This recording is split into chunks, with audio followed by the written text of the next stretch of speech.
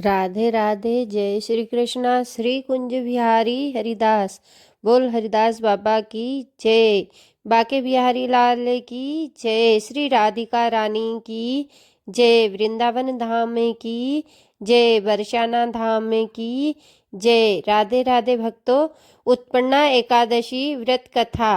धर्मराज युधिष्ठिर कहने लगे कि हे भगवान, मैंने कार्तिक शुक्ल एकादशी अर्थात प्रबोधनी एकादशी का सविस्तार वर्ण सुना। अब आप कृपा करके मुझे मार्गशीर्ष माह के कृष्ण पक्ष की एकादशी के विषय में भी बतलाइए।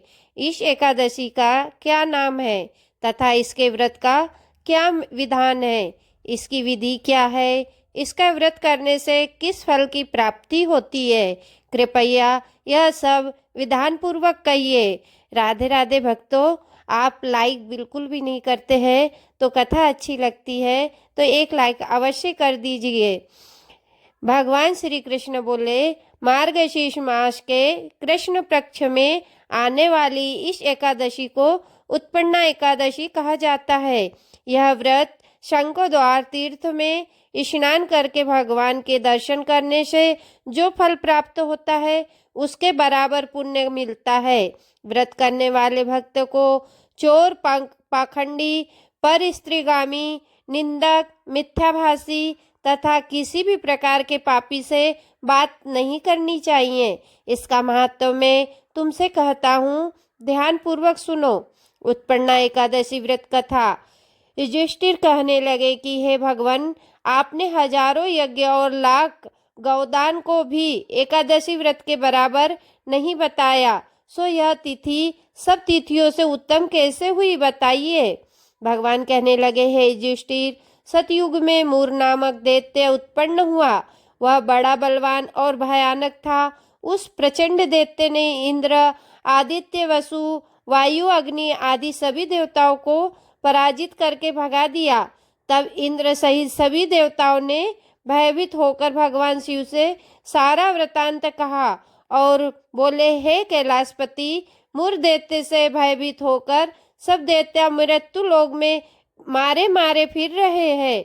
तब भगवान शिव ने कहा, हे देवताओं, तीनों लोगों के स्वामी, भक्तों के दुख को नाश करने वाले भगवान विष्णु की शरण में जाओ, वे ही तुम्हारे दुखों को दूर कर सकते हैं। शिव जी के ऐसे वचन सुनकर सभी देवता क्षीर सागर में पहुंचे। वहां भगवान को शयन करते देख हाथ जोड़कर उनकी स्तुति करने लगे कि हे देवताओं द्वारा स्तुति योग्य प्रभु, आपको बारंबार नमस्कार है। देवताओं की रक्षा करने वाले मधुसूदन, आपको नमस्कार है। आप हमारी रक्षा करें। दैत्यों से भयभीत होकर हम सब आपकी शरण में आए हैं। आप इस संसार के कर्ता, माता पिता, उत्पत्ति और पालन करता और संहार करने वाले हो। सबकी शांति प्रदान करने वाले हैं। आकाश और पाताल भी आप है। आप सबके पितामह ब्रह्मा, सूर्य, चंद्र, अग्नि, सामग्री, होम, आहुति, मंत्र, तंत्र, जब, यजमान, यज्ञ, कर्म, कर्ता, भोक्ता भी आप ही है। आप सर्वव्यापक है। आपके सिवा तीनों लोकों में चर तथा अचर कुछ भी नहीं है। हे भगवान, दैत्यों ने हमको जीतकर स्वर्ग से भ्रष्ट कर दिया है और हम सब देवता इधर उधर भागे भागे फिर रहे हैं। आप उन दैत्यों से हम सबकी रक्षा कीजिए। इंद्र के ऐसे वचन सुनकर भगवान कहने लगे कि हे इंद्र, ऐसा मायावती दैत्य कौन है जिसने सब देवताओं को जीत लिया है? उसका नाम क्या है? मैं उनसे कितना बल है, उसमें कितना बल है और किसके आश्रय में है तथा उसका स्थान कहाँ है, यह सब मुझसे कहो। भगवान के ऐसे वचन सुनकर इंद्र बोले, भगवान, प्राचीन समय में एक नाड़ी जंग नामक राक्षस था। उसके महाप्रक्रामी और लोक विख्यात मूर नाम का एक पुत्र हुआ। उसकी चंद्रावती नामक की नगरी है। उसी ने सब देवताओं को स्वर्ग से निकालकर वहां अपना अधिकार जमा लिया है। उसने इंद्र, अग्नि, वरुण, यम, वायु, इस चंद्रमा, नितेश आदि सबके स्थान पर अधिकार कर लिया है। सूर्य बनकर स्वयं ही प्रकाश करता है, स्वयं ही मेघ बन बैठा है और सबसे अजय है। ये असुर निकंदन उस दुष्ट को मारकर देवताओं को अजय बनाइए। यह वचन सुनकर भगवान ने कहा, हे देवताओं, मैं शीघ्र ही उसका संहार करूंगा, तुम चंद्रावती नगरी जाओ। इस प्रकार कहकर भगवान सहित सभी देवताओं ने चंद्रावती नगरी की ओर प्रस्थान किया।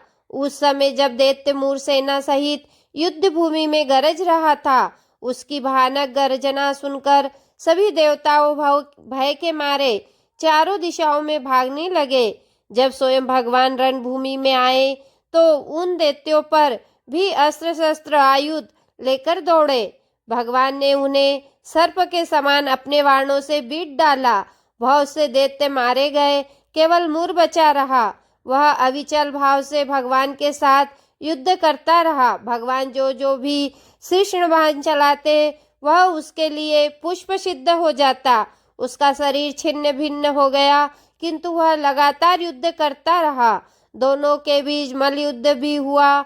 1000 वर्ष तक उनका युद्ध चलता रहा, किंतु मूर नहीं हारा। थककर भगवान बद्री आश्रम चले गए। वहाँ हेमवती नामक सुंदर गुफा थी। उसमें विश्राम करने के लिए भगवान उनके अंदर प्रवेश कर गए। यह गुफा 12 योजन लंबी थी और उसका एक ही द्वार था। विष्णु भगवान वहाँ एक योग निद्रा की गोद में सो गए। मूर भी पीछे पीछे आ गया और भगवान को सोया देखकर मारने को उद्यत हुआ। तभी भगवान के शरीर से उज्जवल कांतिमय रूप वाली देवी प्रकट हुई। देवी ने राक्षस मूर को ललकारा, युद्ध किया और उसे तत्काल मौत के घाट उतार दिया।